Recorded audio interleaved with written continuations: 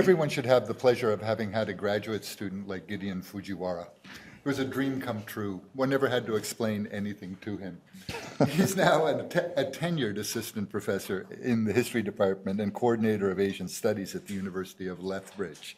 He teaches courses on the histories of the world, East Asia, China, Japan, nations and nationalism, and modernity, as well as Asian studies. I think in all of these courses, he carries with him a great deal of what he learned here at UBC. I think it's in still the current issue of Journal of Japanese Studies that Gideon has a very important article on Fusetsudome.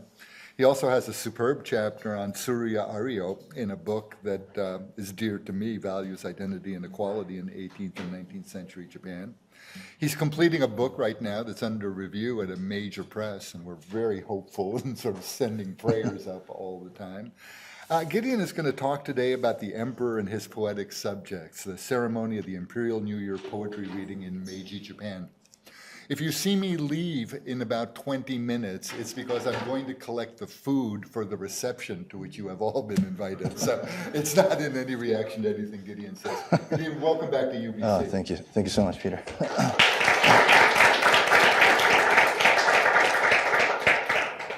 Well, thank you. Thank you to all of you for coming out for this talk. I really want to thank the Center for Japanese Studies, Center for Japanese Research, CJR, and Professors Matsui, Grunow, and Laffin, who I know Christina's at Winnipeg today. And I'd also like to take this opportunity to thank the people that made it possible for me to come here. Professor Peter Nosko was my advisor during my PhD years for 6 years, and it was really a blessing to be able to study with you and through seminars and many sessions at your home, and through receiving a lot of encouragement, sometimes getting chewed out. But I think I'm becoming a scholar teacher thanks to your wonderful guidance. So thank you. I started studying Kokugaku and Japanese intellectual history through reading your book as an undergrad.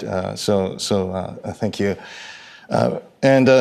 Thank you to Professor Namlin Her, who introduced me to Japanese history in the first place and taught me the joy and agony of struggling with primary documents.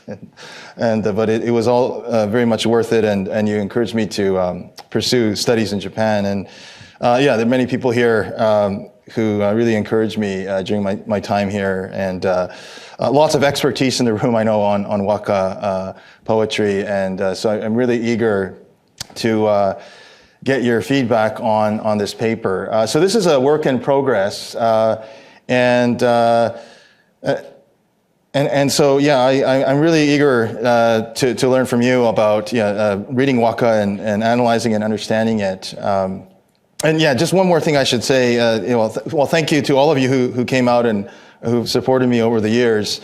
A couple of years ago, five years ago now, at the University of Lethbridge, we created the Asian Studies program. That was my second year there, and I've always drawn a lot of ideas and inspiration from Asian Studies here. So continuing to reap the benefits of having studied here. Okay, so this talk will look at the emperor and his poetic subjects, Utakai Hajime, and Meiji Japan.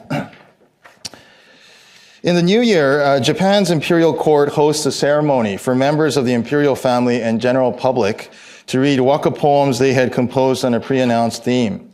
In the early years of the Meiji period, this Utakai Hajime ceremony, which had previously been conducted exclusively within the court, began to accept poems from the general populace, thereby making this elite cultural practice accessible to the common people. Such changes reflect larger social developments, as well as efforts to make the modern emperor and empress visible to the public and build a nation of subjects who would also partake in continuing the tradition of waka composition passed on for over a millennium. This presentation chronicles the history of the Utakai Hajime and the work of Kokugaku scholars in early Meiji to petition for public participation in this event. I will consider the history of waka composition by the emperor, among Kokugaku scholars, and within early modern to modern local literary circles. I will introduce several poems featured in the ceremony and show the trajectory of this ceremony's development through the Meiji period. The genre of poetry composed for and read aloud at the Imperial New Year poetry reading, or Utakai Hajime, is the waka, which literally means Japanese poem.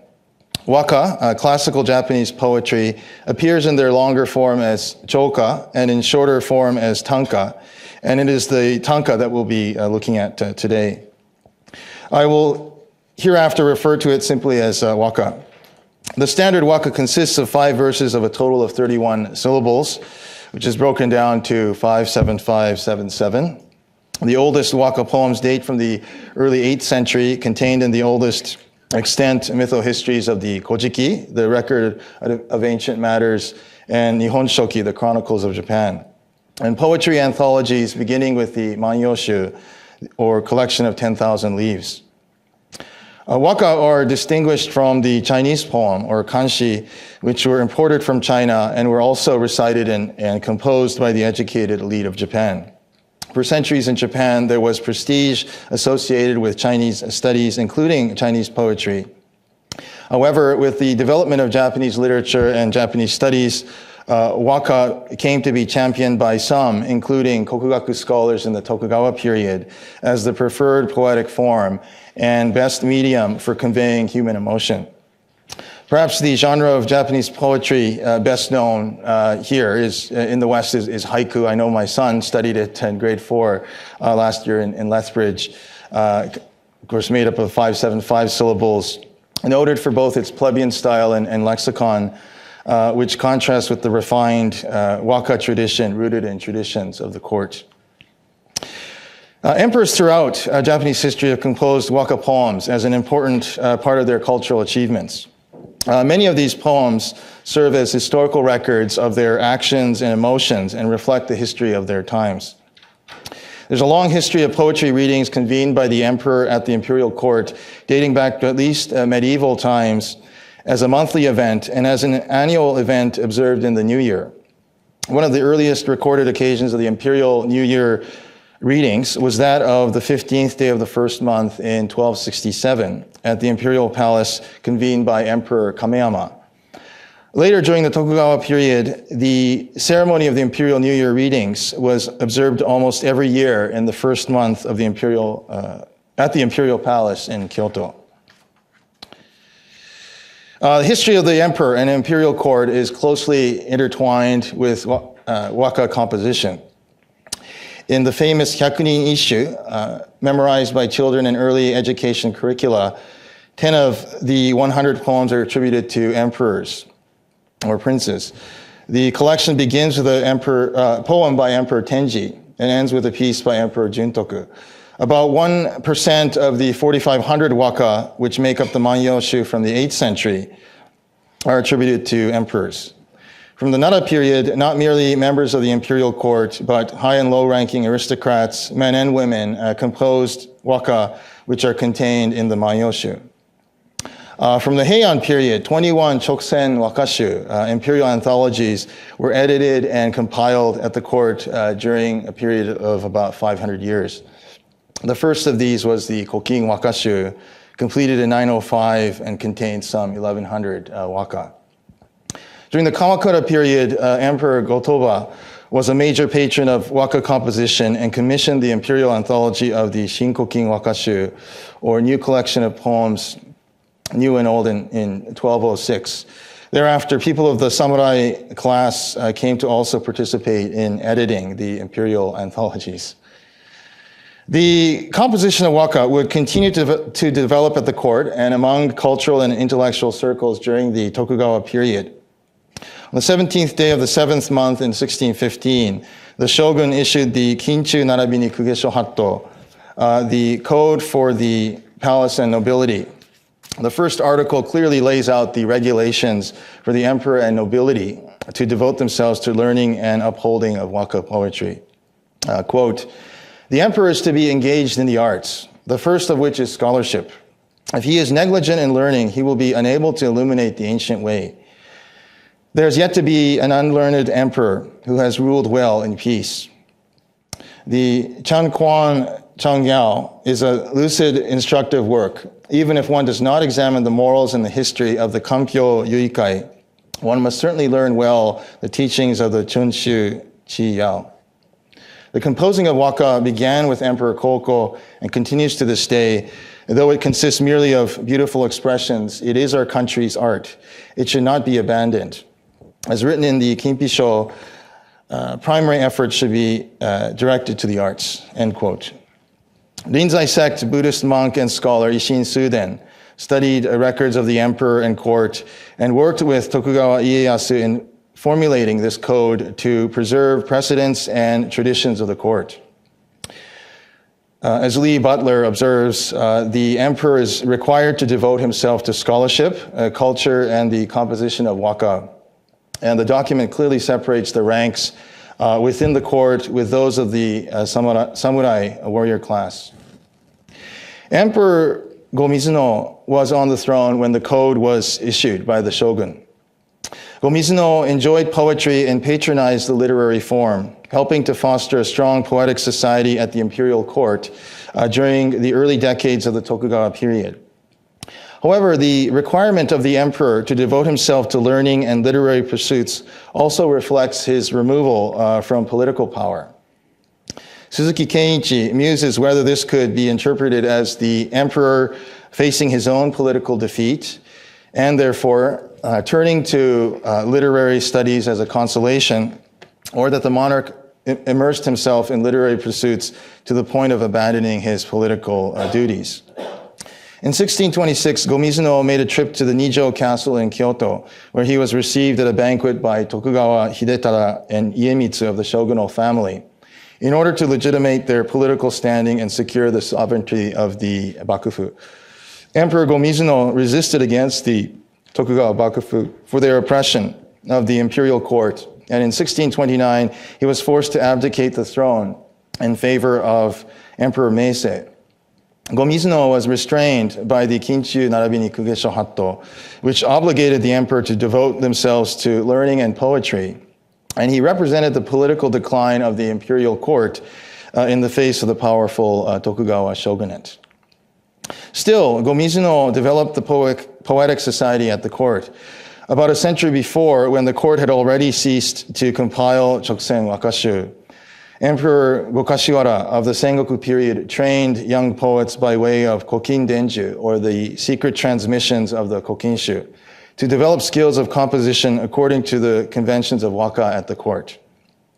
Go-Mizuno regularly hosted poetry ceremonies throughout the calendar year, and he also rebuilt the Minase Shrine, where his respected predecessor, Gotoba, had hosted poetry contests centuries earlier.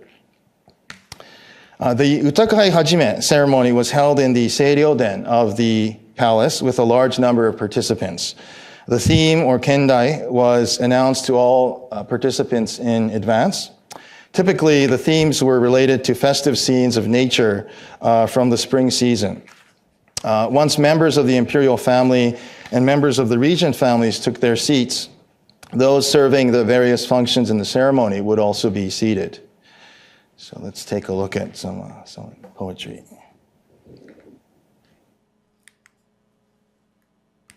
Okay, here it is. So here are a couple of waka, and I invite comments, corrections on translations. I'm very open to your good feedback. The first one by Emperor Goyose. So he's the emperor prior to Go-Mizuno, so in the early Tokugawa period.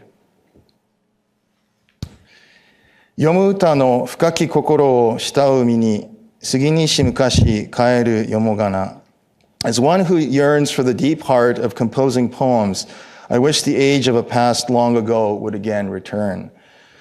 So we see Goyose, somebody who composes poems in the court and nostalgically reflecting on the past and yearning for it. And his successor, Emperor Go-Mizuno, 国民と共に楽しむ糸竹に収まる春の色を移して. String and wind instrumentals, which I enjoy together with people of the country, reflect the colors of the deepening spring. So this waka was read at one of the Utakai Hajime ceremonies. And we see the themes of spring and the references to the people and the emperor being brought together through music. The Tokugawa period also saw important developments in terms of people of the commoner classes composing waka, participating in literary salons and poetic circles, and even writing about waka composition and theory. Uta no michi, kado, or the way of poetry, was one of the integral streams of kokugaku thought and activity. As Peter Nosko describes, kokugaku scholar Motori Norinaga asserts that the essence of poetry is, quote, nothing more than an expression of what one feels in one's heart, end quote. Poetry's primary function was to act as a vehicle for emotional expression, and for this reason, poetry could also indirectly contribute to government, because rulers could potentially understand through poetry the innermost feelings of their subjects, and therefore devise policy on this basis. Norinaga esteemed that the older waka were superior to those of more recent times. He asserted that waka arose from an awareness of mono no aware. For Norinaga, waka were an ideal medium for the Japanese to spontaneously express their innermost emotions, as they had presumably done so from ancient times. A scholar of merchant background for Matsuzaka Castle Town, Norinaga disapproved of courtiers making waka composition an exclusive practice of the court. In Tokugawa Japan, men and women of the samurai, merchant, and agricultural class composed waka. In doing so, they aspired to the high standards of cultural refinement of the court and nobility beyond their own occupations and social class. It took people years of learning and investment in expensive books to learn the classical lexicon, grammar, and appropriate styles to be able to compose the proper type of compose the proper type of poem which alluded to past poems of the literary canon. Matsuo Taseko of the Ina Valley, as documented by Anne Walthall, is an exceptional example of a female poet of the agricultural class who composed the waka within the institutional framework of the Hirata school. A circle of kokugaku scholars based in Hirosaki Castle Town in the domain of Hirosaki or Tsugaru are the focus of my book manuscript I am now finalizing. I refer to this circle of scholars and poets as the Tsugaru Group, as named by Yasunori Kojima. The Tsugaru Group represents a good example of a vibrant society devoted to waka composition on the northern edge of Honshu. Most of the intellectuals who formed this group composed waka and or haiku, and there was a regular gathering of these poets to share their poetic works. This network of local poet intellectuals collectively studied and adopted the kokugaku teachings of Motori Norinaga and Hirata Atsutane, and became posthumous disciples of Hirata from 1857. The leader of this circle, Tsuruya Ario, wrote to the other members of the group in a letter dated the 12th month in 1862, outlining designated subjects for poems for the following year, month by month. This would be the year of the boar.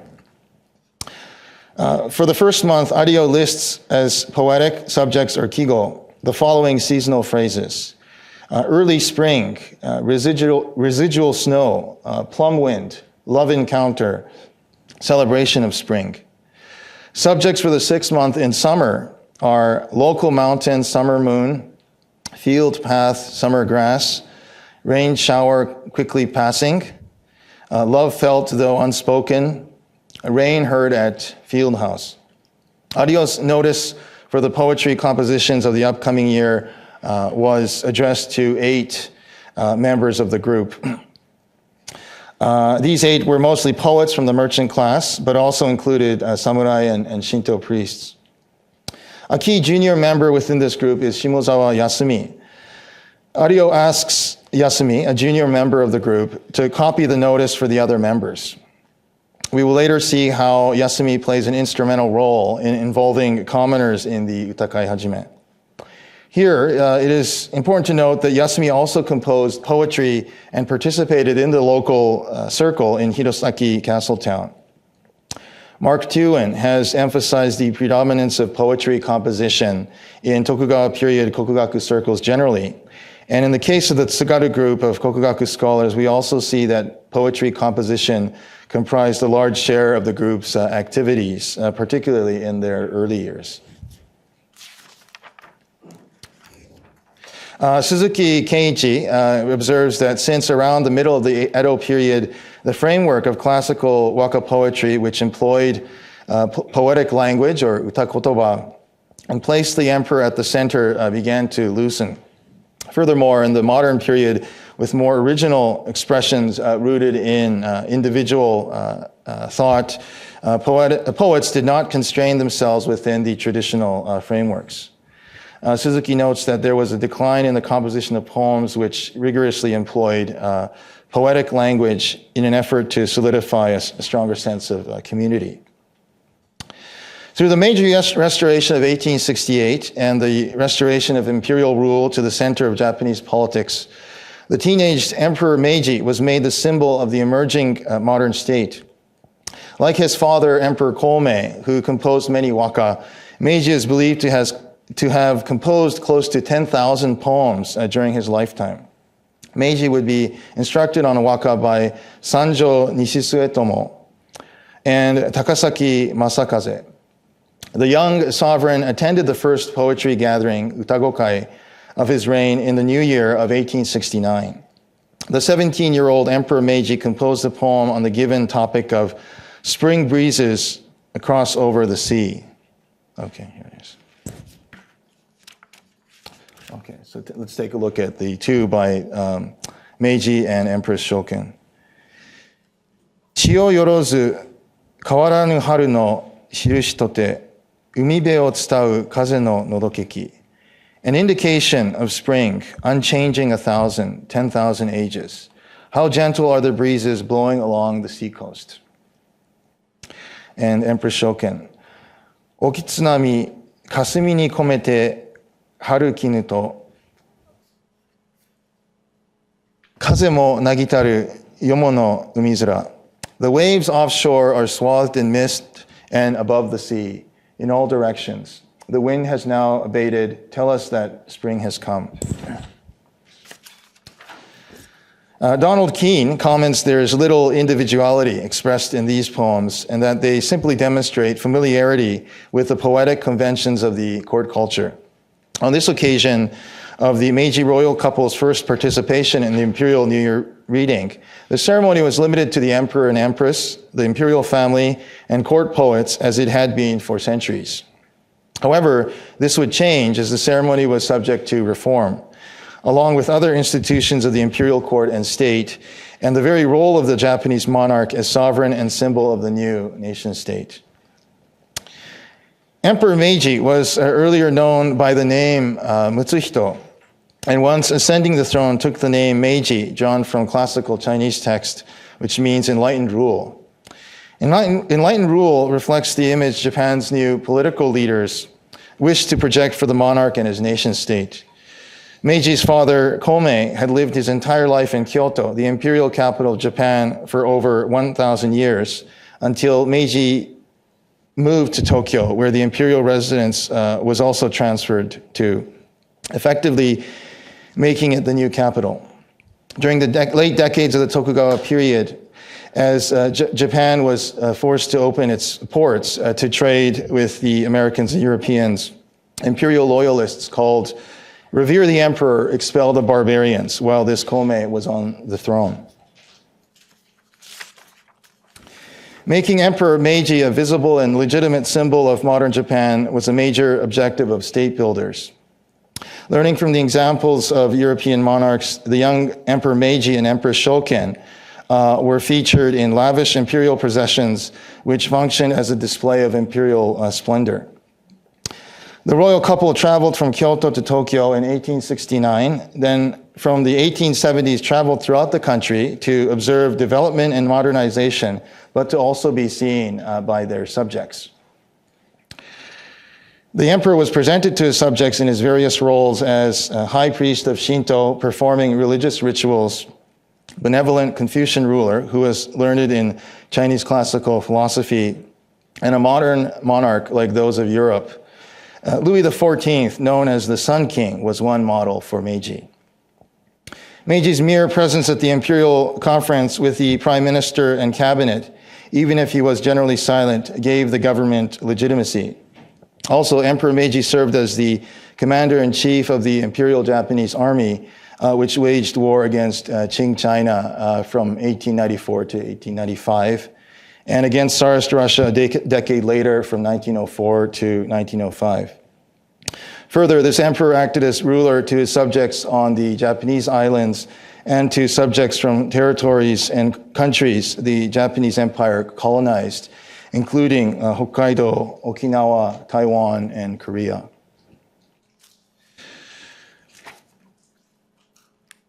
Okay, and here's another famous print, a triptych, colorful one by Toyohara Chikanobu that shows the royal couple in the carriage before the Nijubashi, the double bridge at the palace in Tokyo. The creation of the modern Japanese imperial system included reforms to the imperial New Year poetry ceremony. From 1874, this ceremony, which had previously been limited to participation by the imperial family, court nobles, and professional poets, was opened up to participation by commoners. This change to the ceremony follows major social reforms from 1869 to abolish the four-class system of the Tokugawa period, including combining the lower classes as commoners or heimin, and eventually eliminating the samurai class. The reform to the poetry reading ceremony was initiated by the former samurai class poet of Hirosaki Castletown, Shimozawa Yasumi. Yasumi was a poet, a Shinto priest, kokugaku scholar, and historian. He was appointed a scribe for the Hirosaki domainal residence in Kyoto, and later was commissioned by the domain's 12th and final lord, Tsugaru Tsugaakira, to edit various histories and poetry anthologies of the Tsugaru family and Hirosaki domain. Yasumi popularized the annual Imperial New Year poetry reading ceremony held at the imperial court, making this event accessible to commoners. Yasumi's official position and key connections allowed him to initiate this reform. He served as historian for his domain and prefecture, and official scribe to the powerful Konoe family of the court.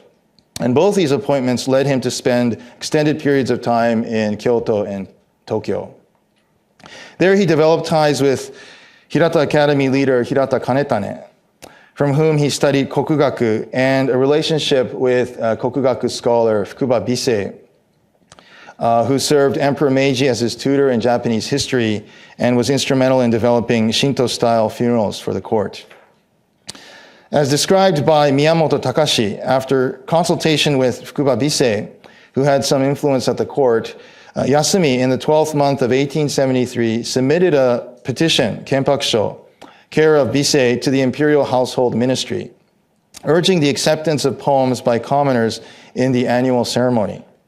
The Imperial Household Ministry accepted Yasumi's petition, and in the first month of the following year, 1874, the ministry issued the following proclamation, quote, "On the occasion of the New Year poetry celebration in January of each year, poetry submitted by officials, peers, and commoners will be collected indiscriminately, recorded, and offered to the monarch for his review," end quote. Yasumi's petition was accepted and yielded results quickly. What motivated Yasumi to submit this petition to make the Imperial New Year poetry reading ceremony accessible to commoners? For one, his personal connections, namely the sympathetic support he received from other leading poets near the court, helped him to draft and submit the petition. Yasumi describes this previously exclusive ceremony as, quote, a lively celebration for noted officials and peers to compose poems on the imperial topic, and for the emperor and empress and all to celebrate the state's prosperity and successes, end quote. He explains his purpose of wishing to secure permission, quote, for all persons to enjoy this poetic way during their lifetime, to receive the imperial poetic topic, compose a poem, and make a submission, end quote. Concerning the function of waka, Yasumi wrote, quote, those who wish to compose waka poetry and achieve proficiency must first desire to know the history of the imperial country from ancient to present times, but in addition to know about China and the West, end quote. Furthermore, I argue that Yasumi's experience in the Tsugaru group of poet intellectuals in Hirosaki, who became kokugaku scholars of the Hirata school, also shaped his decision to issue the petition to the imperial court. This circle was a diverse group made up of merchants, samurai, and Shinto priests, and a female poet-painter, among whom the leading members were accomplished senior poets of merchant background. Yasumi's participation in the group as a junior member made him aware of and sympathetic to the skilled waka poets of the commoner classes who could contribute to the ceremony at the court. Yasumi's petition to the court, which led to commoners participating in the Utakai Hajime, parallels his role in editing waka anthologies with entries from many across local society in Hirosaki and from across Japan. Yasumi was a trusted scribe, scholar, and editor in Hirosaki who was commissioned by the last daimyo and later governor Tsugaru Tsuguakira to compile histories and poetry anthologies. A major poetry anthology which he edited is Tsugaru Kokin Taisei Kashu, or Tsugaru Old and New Poetry Collection. This anthology is comprised of 20 volumes of waka by notable figures of the domain, composed from the mid-16th century through to the early years of Meiji. And they are assembled according to chronology, and these are assembled according to chronology and socio-political rank. Volume 1 assembles waka by founders and other instrumental figures of Hirosaki domainal history, beginning with Grand Minister of State Konoe Sakihisa, head of the noble Konoe family, and Oura Tamenobu, or Fujiwara Tamenobu, known as founder and first daimyo of Hirosaki domain. These are then followed by several poems by some representative daimyo, culminating with the 12th and final daimyo, Tsuguakira. Waka by former daimyo's wives, domaino samurai, and various notable figures of the Hirata Kokugaku circle also appear according to rank, led by samurai, who also served as Shinto priests, and poems of townspeople from among the group appear in volume 15, headed by Tsuruya Ario, Ueda Masatake, and Hirao Rosen. In Tsugaru Kokin Taisei Kashu, Yasumi represented the poetic voices of individuals from a broad spectrum of rank and social class, including his own peers, for posterity. Yasumi even urged a senior classmate of the Tsugaru group, Hirao Rosen, to complete and collect waka. This is what Shimoza Yasumi looks like. So this is a portrait of Shimoza Yasumi. So he urged a senior classmate of the group, Hirao Rosen, to compile and collect waka, which Rosen had composed over the years into a collection. Even while citing ineptitude at waka composition, Rosen obliged his friend's request and compiled 116 waka in his Hirao Rosen Kashu poetry anthology, completed around 1877, and sent it to Yasumi, who selected several from the collection to include in Tsugaru Kokin Taisei Kashu. So here's a couple of photographs of the document itself. I spent a year in Hirosaki during my PhD and funded by the Japan Foundation. And in one of my days at the library, I found this waka collection by Rosen. So he had collected waka he had composed throughout his life, and he sent it along with a letter to Yasumi. So the Hirarosen Kashu, and as you can see, it was part of the Shimozawa collection at the Hirosaki City Library. So it was a joy and an agony to transcribe this, but it was certainly well worth it. Also in 1877, Shimozawa Yasumi compiled Meiji Kagetsu Kashu, or Meiji Flower Moon Poetry Collection. This collection features waka sent by poets from across Japan, including high-ranking figures of the court and Yasumi's fellow peers of the Tsugaru group. So let me read three of them. The first one is by Fukuba Bise, again a Kokugaku scholar who helped Yasumi to submit the petition to the court. 改まる年に緑は添えながら操り互えぬ松の正しさ. While we decorate the renewing year with greenery, though arranged, the pine remains true and unchanged. The next one is by Tsugaru Tsuguakira, so the last daimyo of Hirosaki. 深緑、幾葉を経ても色変えぬ松の心は君ぞ知るべき. Deep green, you know the heart of the pine, whose color is unchanging, even with ages passing. And the third one is by Shimozawa Yasumi himself. 雪積もる大内山の峰の松、よもの嵐も知らず顔なる. The pine on the summit of Mount Ouchi, where snow collects, its face ignores the storms of four directions. So you probably picked up that there's the matsu, the common topic of the three set of three, and taken from again a collection that Shimozawa put together the same year of 1877 as Rosen's work. So this is a few years after the petition and the beginning of commoners submitting their poems.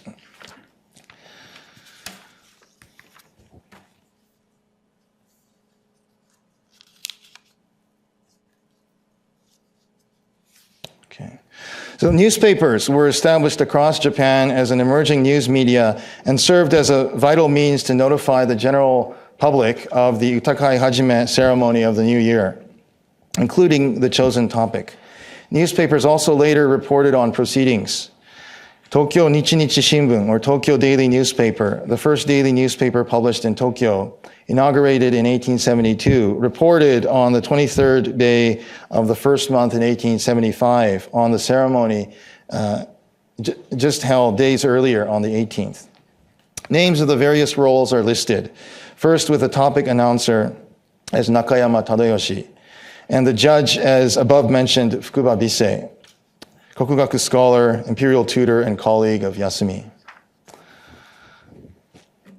Following the acceptance of commoners' poems for the ceremony, Empress Shoken's poem from the ceremony in January 1875 seems to reflect how the court and inhabitants of the country were brought closer together. This is a photograph of Shimozawa Yasumi's tomb, which I took at the Teishoji Temple in Hirosaki, Japan. So quite a well-known poet and editor for various volumes commissioned by the daimyo and later governor. And the poem by Empress Shoken.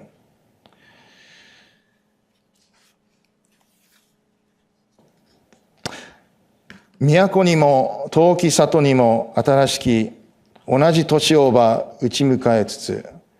In the capital, as in villages afar, shall we usher in the same new year.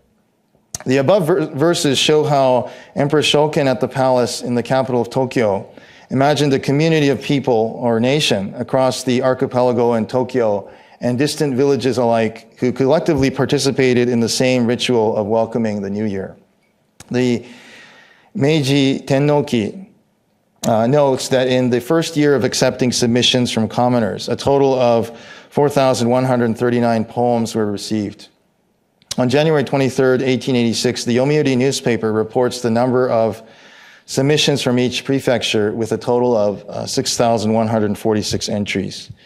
The establishment of newspaper media and their growing circulation aided to increase public participation in the ceremony.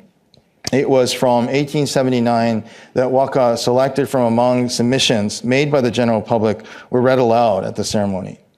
Since 1882, newspapers published all poems recited at the ceremony, including those of the emperor and those selected for readings. And I just want to acknowledge again that I'm very indebted to the work of Miyamoto Takashi, who's done a lot of work on these years.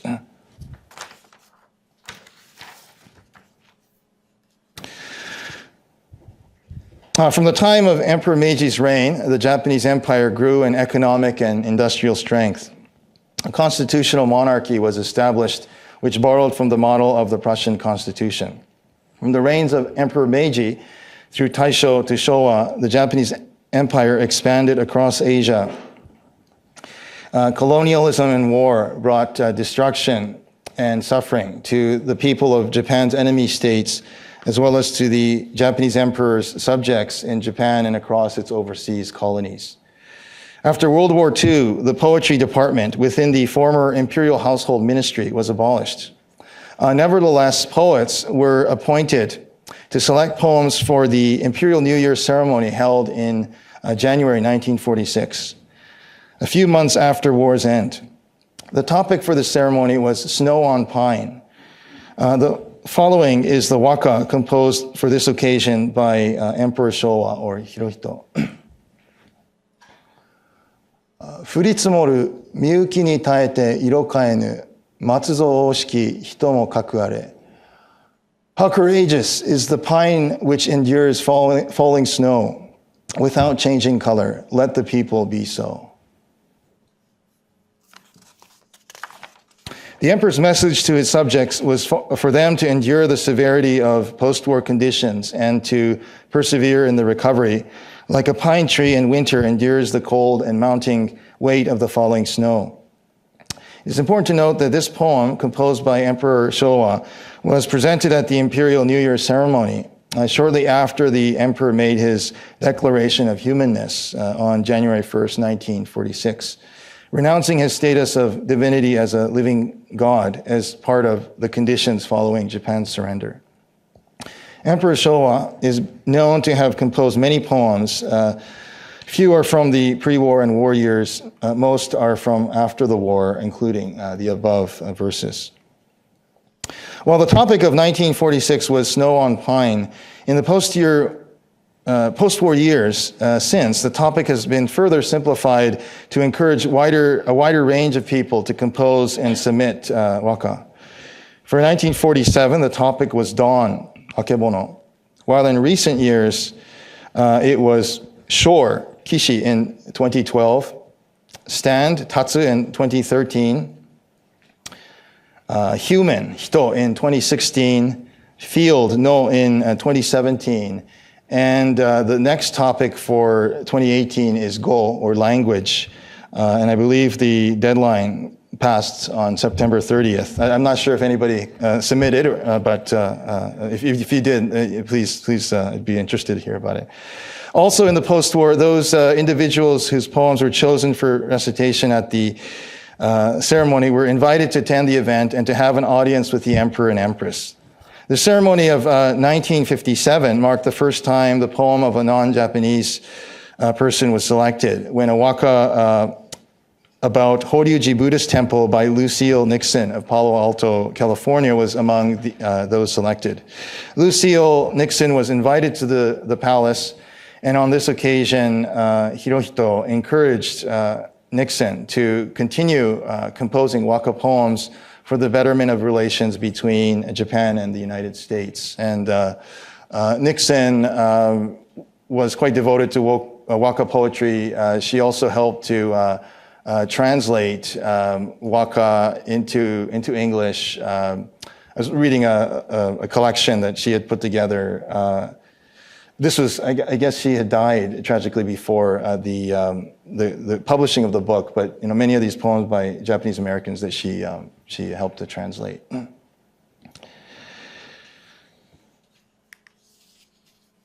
5 years ago, in January 2012, the selected topic was shore. The topic shore was chosen to remember the disasters of the earthquake, tsunami, and nuclear crises from March 11th of the previous year, and the people who were affected and dealing with recovery. The current Emperor Akihito composed the following poem.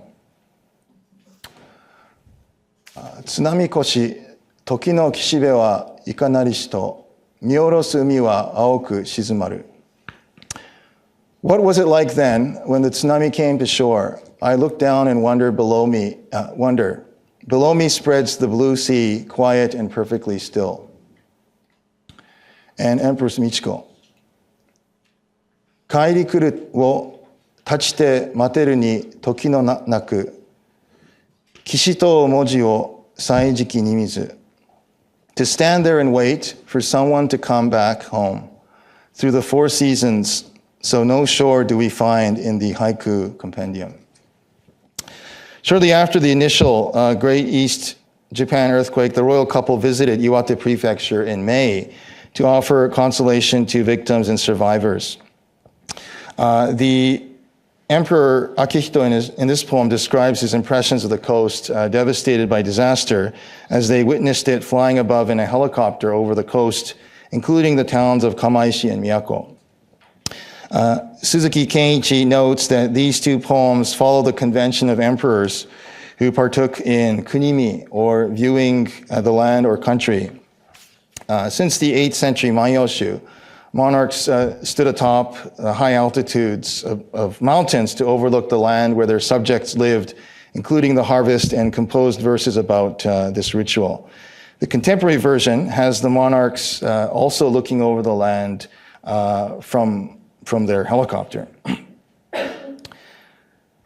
Okay. The theme for the ceremony of 2014 was Sei, quiet or silence. There were a reported 22,603 waka submitted, with 10 of them selected from the general public for reciting at the court. Those whose poems were selected were invited to recite them at the ceremony held in the Matsunoma State Room in the Imperial Palace in Tokyo. Before the royal couple, their family, the Minister of Education, Culture, Sports, Science, and Technology, as well as members of the Japan Academy of Art.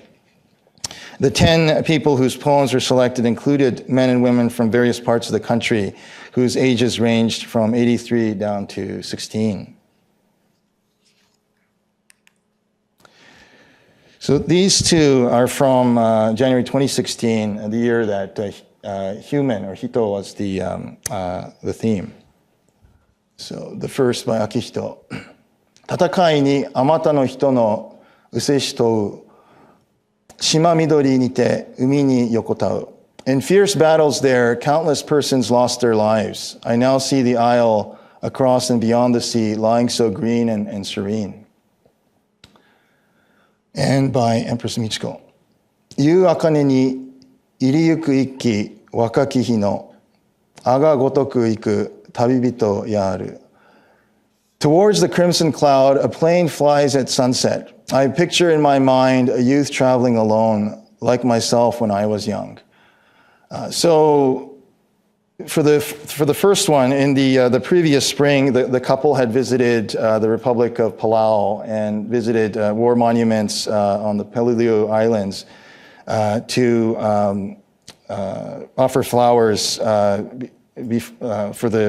those that had perished in the war on the Peleliu Islands. Of course, between the Japanese and Americans and the local the people of Palau that were fighting in the Japanese army.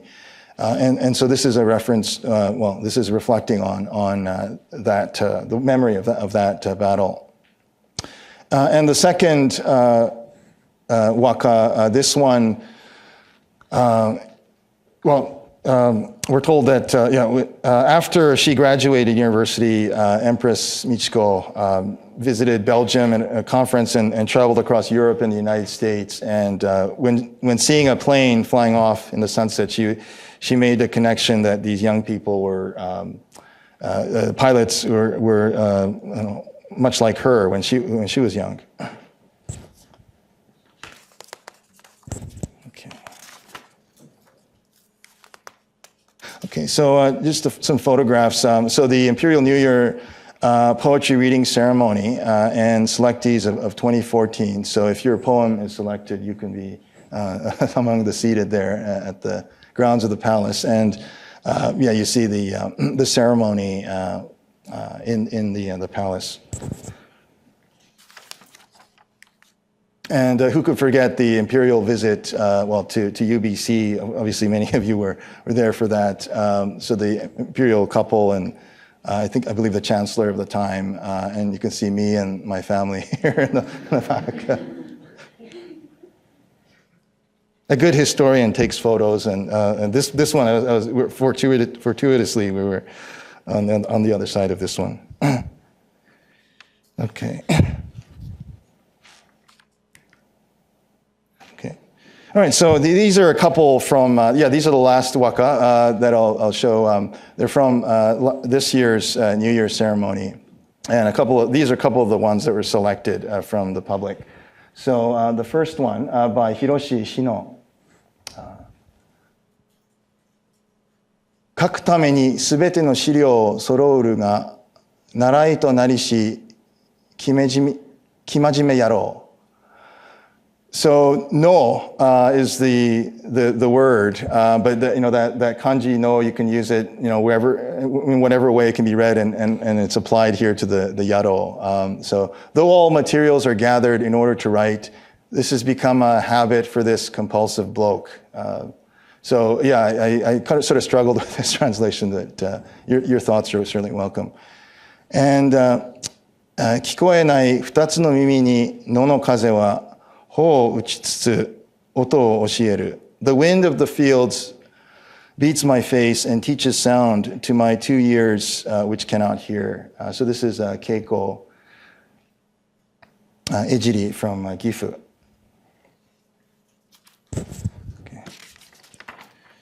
So finally, to wrap up, to conclude, in this presentation, I examined the history of the Imperial New Year poetry reading ceremony, Utakai Hajime, and how reforms initiated by Kokugaku scholar Shimozawa Yasumi opened up this exclusive event of the court to wider participation by commoners from 1874 onward. This reform was simply one step in the creation of the role of the modern emperor and empress and imperial system of Japan in making the Japanese sovereigns the people's emperor and empress, and to make them more visible and accessible to the people. A basic and fragmented chronicle of this ceremony through the Meiji years and right up to 2017 reflects a history of Japan during this time, from an imperial state through modernization and war to the post-war and now post-disaster recovery. The history of waka poetry is almost as long as that of the imperial court in Japan. And while questions are asked about the future of the imperial institution and the role of the royal couple and family within Japanese society, as I understand it was in this lecture series recently, it is likely that it is certain that this poetry reading ceremony will continue to evolve, reflecting changes at the imperial court and the wider society of Japan. So thank you for your attention.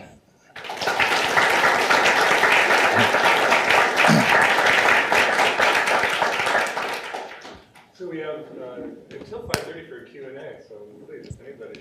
Yes. Thanks. Very interesting. I'm reminded of Donald Trump and his Twitter habits. Okay. He's so short and so controlled. He's very controlled. But I'm also really struck by how edgy the poetry by our contemporary emperor and empress Okay. poetry is. Does somebody vet this? Can everybody hear me? Okay. Do you know if anybody vets the poetry by the emperor and empress before they get to I see, Or yeah. is this one place where they can actually get their real feelings out there? Yeah, great question. Yeah. I'd like to, hear, that's a great question. I don't know. That's something to look into. Well, they have an official tutor, right? Okay, yes.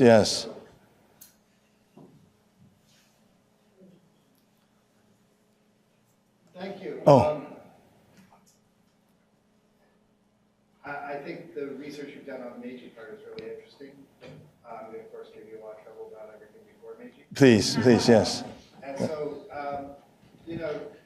you may not have intended it, but you do make it sound like that there has been this continuous ceremony No. since, I don't know, Emperor Kenji, where the imperial family meets New Year's at the Seiryo-den and they recite poems, and every emperor has been a poet, and it's just nowhere that simple. Okay, yeah. Right? Yes.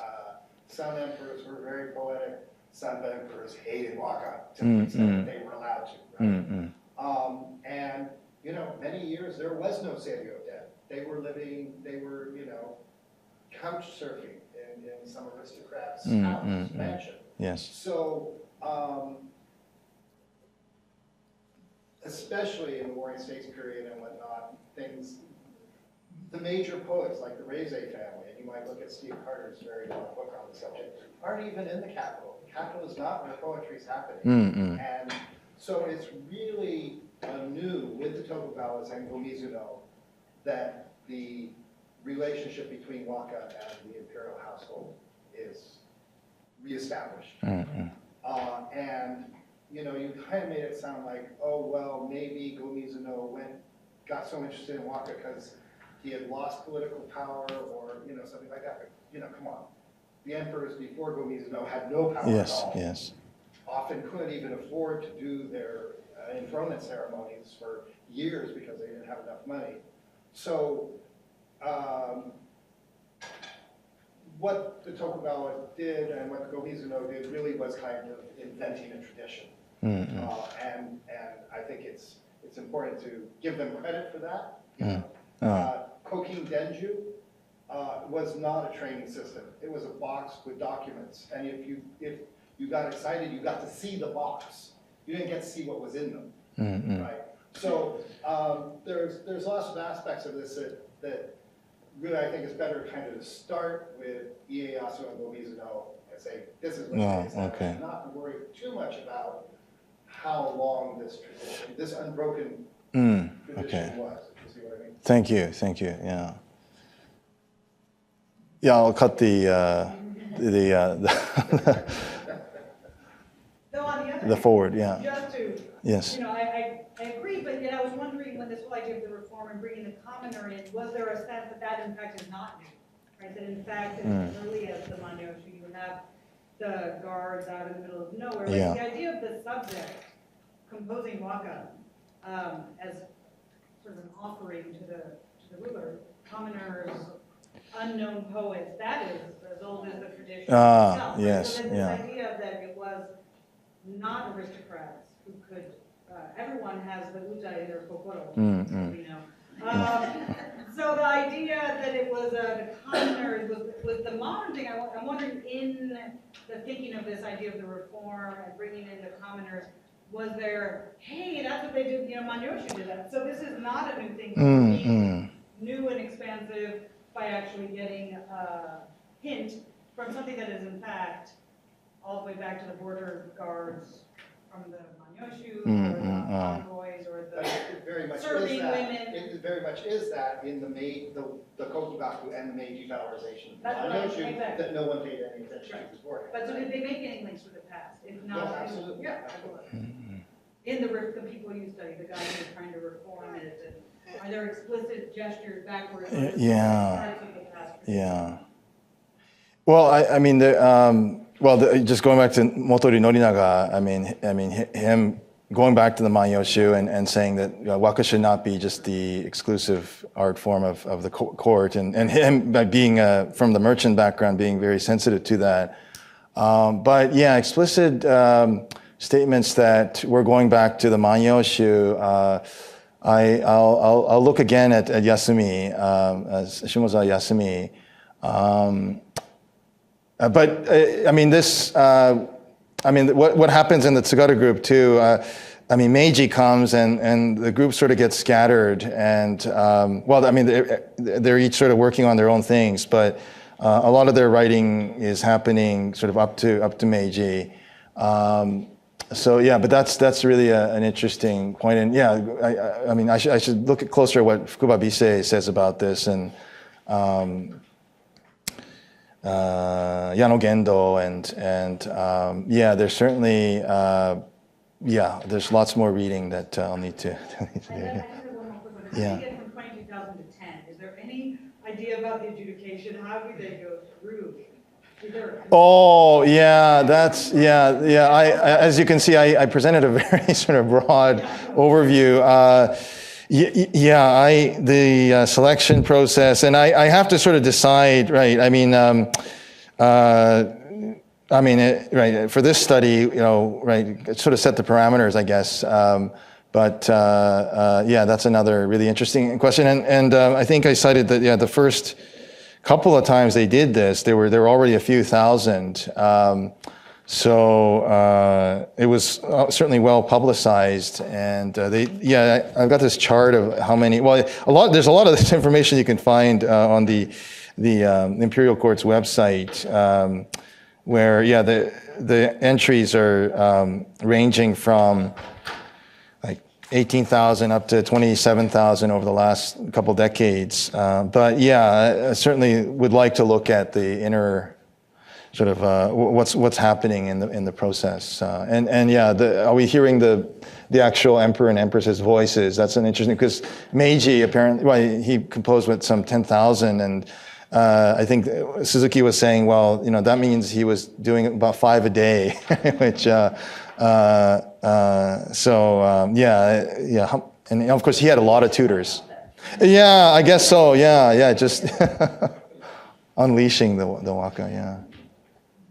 If I could build on Joshua's comment of bringing up invented traditions, you're talking about how the publicization, or kind of making it more public of the ceremony as part of this project of the nation state, though, Yes. specifically referring to the emperor system becoming more public too. Can you put it in or could you offer a few words or brainstorm a bit on how it even fits this project more broadly of producing the nation state? I mean, this whole idea of egalitarianism that is codified in the Charter Oath, for example. All countries working together to support imperial rule seems like this is part of this project of making the ceremony itself more open. Yeah. Well, certainly there's. I briefly touched on newspapers, and well, in my recent article, I talk about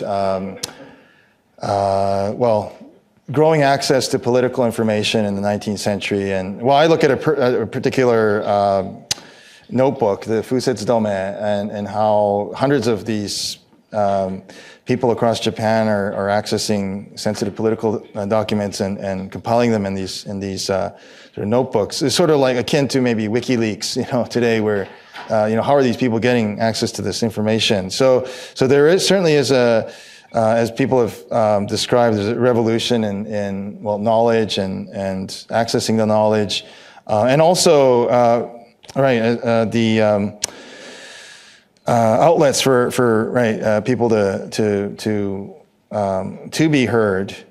So yeah, in that sense, I think the waka become this. Right, I mean, people are certainly composing the waka outside of the court, but I think in this instance here you see the practice that was opened up, and received submissions, and many of these submissions may not have been following the strict the conventions as you know some may have liked to seen, but yeah, nation state and nationalism, and there is research that looks at poetry as a tool to creating the national subjects, and I'm just thinking about, I don't know how this connects in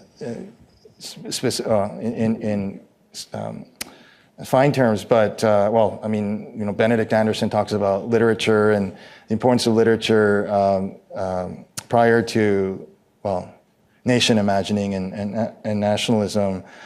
But as has been alluded to in some of your comments, I mean, even in some of the earlier poems, we're seeing, right, the emperor and talking about the subjects and vice versa. So yeah, there's certainly lots to sort of navigate through and make sense of.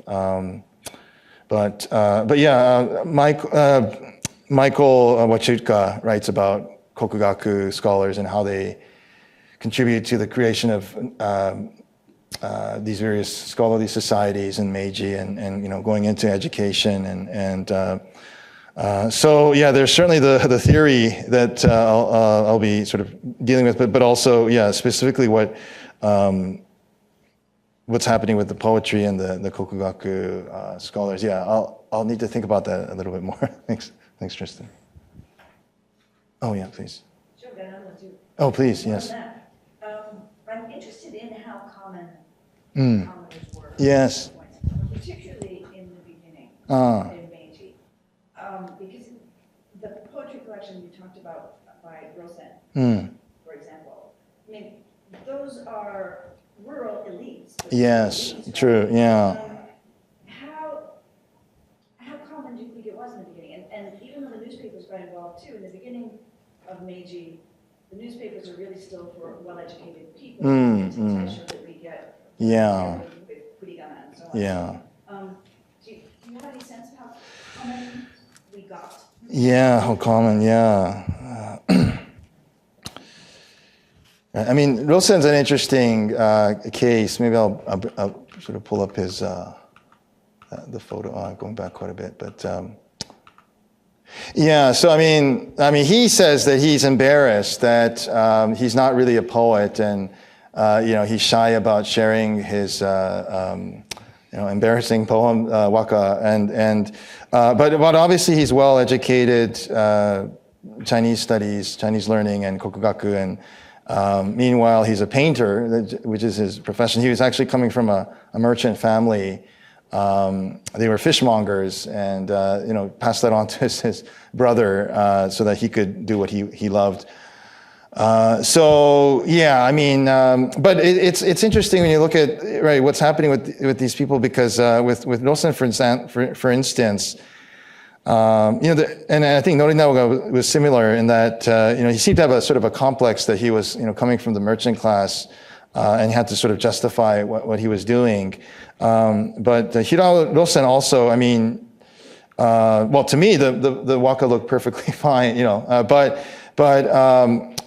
he actually was not as active as some of the other Ario and others in the group, in the poetry circle. And in these anthologies, they're always sort of ranking them, sort of putting him. So the merchants are usually in the later volumes, and then the daimyo in the first few entries. So yeah, how common were they? I mean, in terms of his abilities, I would say quite good. But how he's recognized, and how they sort of are represented in these anthologies, there's certainly variation. But yeah, I mean, the language too of the petition and then the response. Right? I mean, referring to the heimin after the abolishing of the 4 classes, but yeah. So I mean, there's the 4 classes are abolished, but they're still there, right? And the kazoku and the shizoku and the heimin, I guess. So yeah, it'd be interesting to see. I mean, somebody like Matsuo Taseko, quite a wealthy peasant woman from the Ina Valley. I mean, I suppose, right? I mean, she was truly right. Well, I guess for the Shino Kosho, she would be the agriculturalist, but yeah, but I guess she was acknowledged to some degree for her abilities. But yeah, interesting question. AJ. Something related to that, you mentioned, I think it was one of the early Kokugawa poems, like from Kunitani. I haven't come across that poem. Is that poem was that from 17th century poem? Okay, yeah, that, why don't we pull it up? I think it was Yose, Goyose. Oh, okay. Yeah, Kunitami. donin or finisher or focusing or things like that. But that, Oh, you just use that as a lot. yeah, right. Oh. Yeah, it's a common. But Tommy by itself is not that unusual. Tommy, doesn't sound. Let me see if I can find the kanji or that. Yeah, so it is the Not, I mean, it's redundant, right? If you're writing a waka and you talk about the Tommy, of course you're talking about the Japanese. Why would you call them kuni Because you Tommy? need five people. Yeah, I know, but they're not that. And that only gives you 4. Or you got four. I know, and so I'm just saying that as a kago, as a poetic word, Tommy is not all that unusual. But the collocation kuni Tommy sounds weird. I mean, it is the character's kokumin, right? But obviously it's kunitami.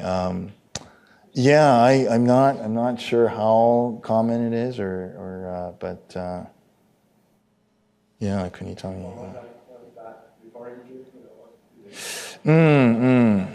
Right.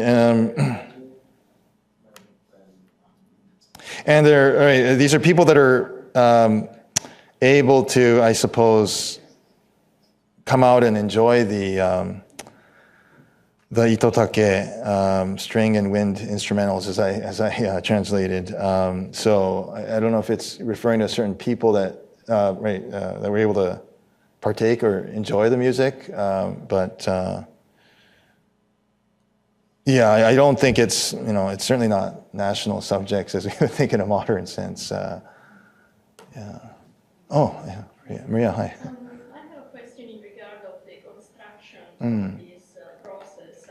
How much confusion was it and how much it clashed with the national state construction in the Western model? I mean, according to the Western model that they were studying and proposing, like in Japan. I mean, this rebuilding of the emperor figure and this type of, emperor-people relations. In here as well with the waka, re-proposed by the emperor to the people. How much of confusion was there, and how much was a democratic process? Like, were you able to maybe, assert that or have an info about it? So you're asking about Confucianism and other, yeah. Confusion value. I see, yeah. And how, you cannot quantify that, but there were some confusion process in here in building also the national state. Yes, there was. Yes, you're right. Yes. Yeah, no, that's an interesting.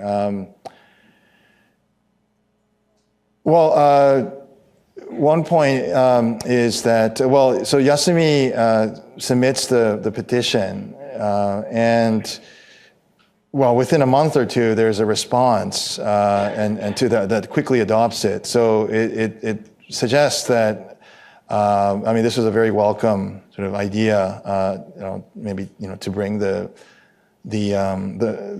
ruler and the subject together, perhaps. In the language of, say, the Kokugaku circles, you hear even within the circle, this group, you see, there's in letters or in commemorative essays, expressions like, this person had been tainted by the Confucian teachings, but through study of the Kokugaku, the Kojiki and the Japanese classics, that they were able to recover the true heart and to compose poetry in the waka tradition. And there's a particular member of the group who, I guess, in his later years, his birthday was celebrated, and they were saying, he truly attained this mastery of the waka. Thanks to his Kokugaku studies, right? So, so in terms of that discourse, right, or the discussion, there's sort of tensions or maybe conflict there, but of course the court itself is borrowing from Chinese and Western and Japanese. So how that impacts this process with the Utakai Hajime, well, that's an interesting point. And I wonder what kind of influence there might have been on the waka composed. But yeah, that's certainly something to further look into. Oh, yes. I'm surprised to learn that there are so many submissions. Who are these people? And I suppose that the selection process must be very competitive. So it must be an honor to be selected. Some kind of a certificate, some kind of medal. So I don't know. Yeah. Is there some kind of a reward for? So this. Well. Miyamoto Takashi has done quite a bit of research on this, and he gives us some really good data here. Let me just, this is I didn't cite this, but so when the submissions were accepted from the general public, there were for example there were quite a few from Aomori, his home prefecture, so 143 from Aomori, 422 from Tokyo, Osaka 234. This is 32. So this is excuse me. Oh, okay. Excuse me. This is actually 1886 already. So quite a bit later. But who are these? Who are these? I don't know if there's a way to find each of the individuals. I don't know if they're acknowledged locally or not. But an interesting and I guess in recent years it said that like if there's the birth of a Princess Aiko or Prince Hisahito, then there's kind of another blip in a rise in the submissions. Yes. I don't know a lot about this, but I think there's a backstory you're missing in the Meiji stuff. Yeah. There were two recognized groups of poets, the Jige and the Gojo, and the Jige won. And so the commoner was one. And that's not what you would normally expect, right? So in other words, there was a whole poetic school, group of poets around the imperial court before the Restoration. But they didn't continue in control once the Restoration happened. The commoner poets are the ones that got picked. And so there was a struggle, and there's a backstory there that presumably has something to do with the story you're telling. Right? So you might want to, I can maybe suggest some books. Okay, thank you, There is this context. Thank you, The other yes. thing I was wondering was with the current emperor's kind of edgy poems, Yes. whether it's conceived of as a kind of Chinkon thing. I mean, they seem to be going and to places of previous battle, recognizing destruction, and then having, every calm. It's interesting to see how many of his poems are enacting that ritual. Yes. Yeah, that's interesting. And I remember Anne Walthall grilling me a few times on why did you choose these poems? There's so many you could have, and you have to sort of when you're studying these things, I guess something to be conscious of. So I presented a few, from here and there,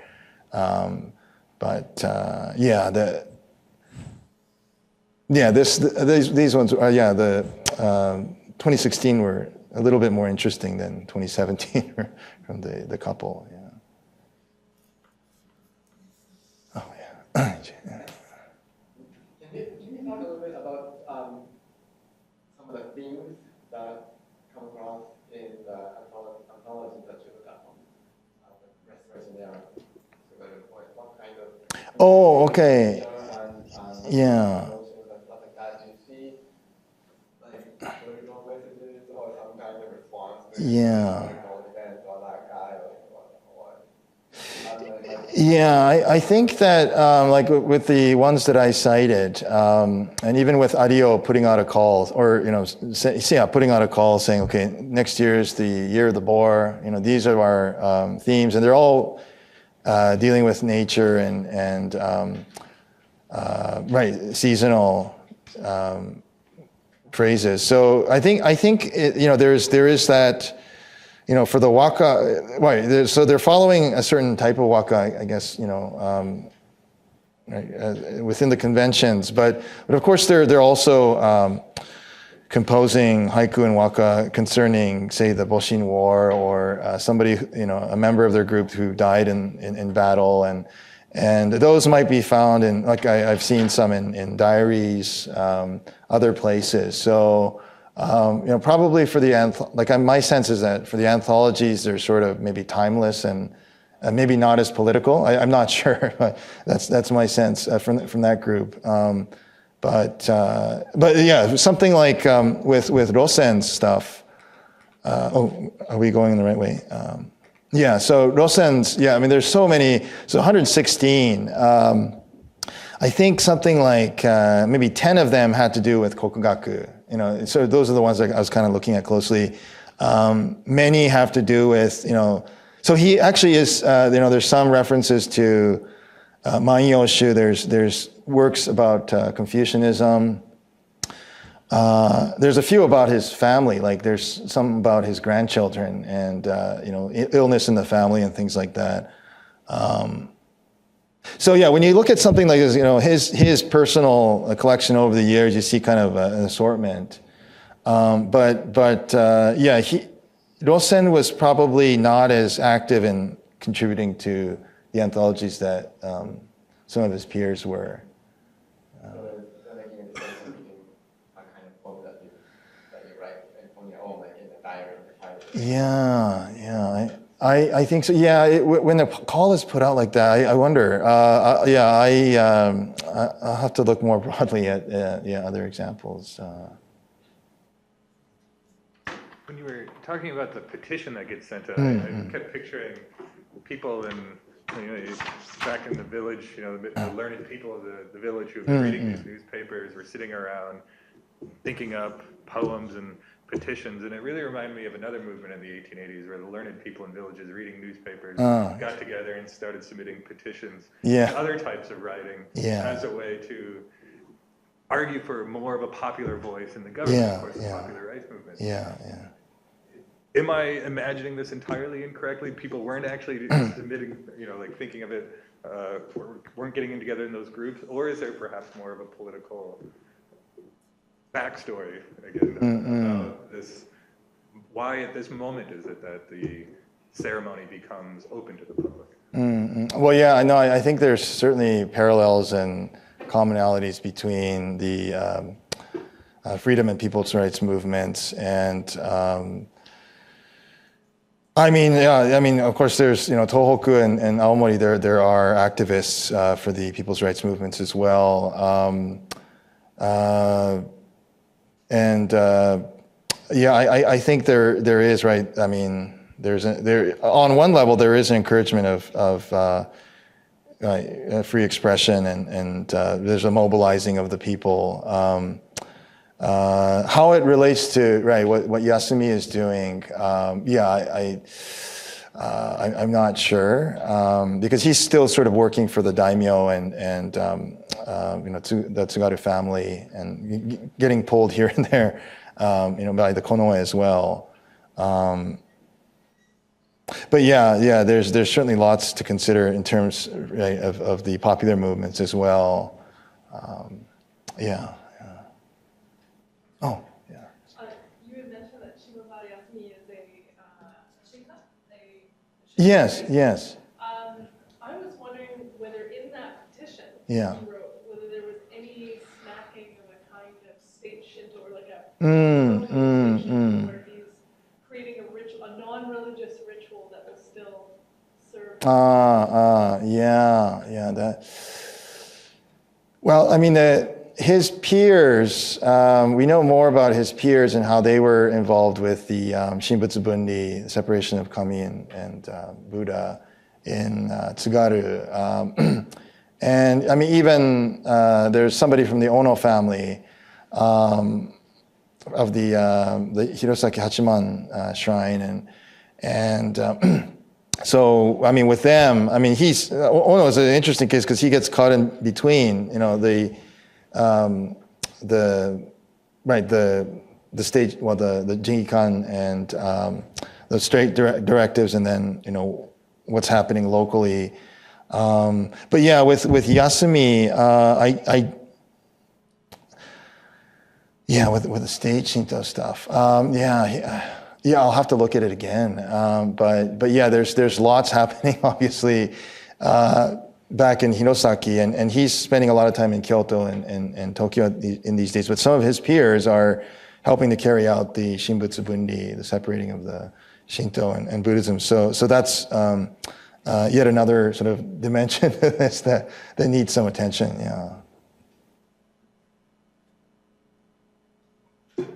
Oh yes. One final thing. Sorry, we've been giving you lots of response, but again, the kind of the way you've told the story makes it sound like the Kokugakusha one, right? That they were thinking of these things, and how we've got the annual poetry contest, and it's kind of seamless, but it's a very complicated topic, but in some ways, of course, they lost. They did, yeah. They didn't, Todai was not Kokugakui. Yes. Right, so at some point, they are no longer in charge of things poetical or literary. Right? And so it might be good to just have some recognition of that. Yes. And not, again, let it seem so seamless. Okay, thank you, yeah.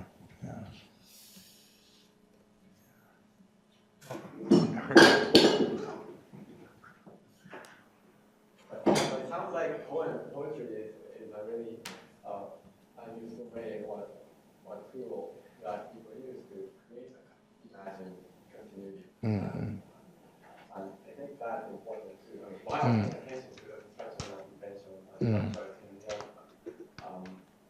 in their subjective experience, I think people thinking that this is a classical Heimlich tradition that they were thinking, as construct as that might be, I think it's important to consider that aspect too.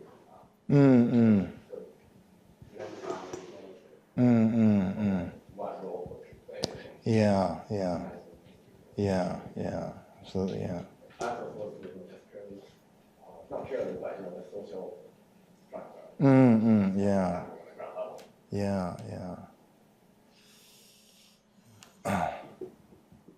Well, I think I'll stand in for Peter Nosko. I do want to, he's got these invitations to Peter's house where we'll be hosting a reception. And on behalf of Peter Nosko and Center for Japanese Research, thank Dr. Fujiwara again. Oh, thank you.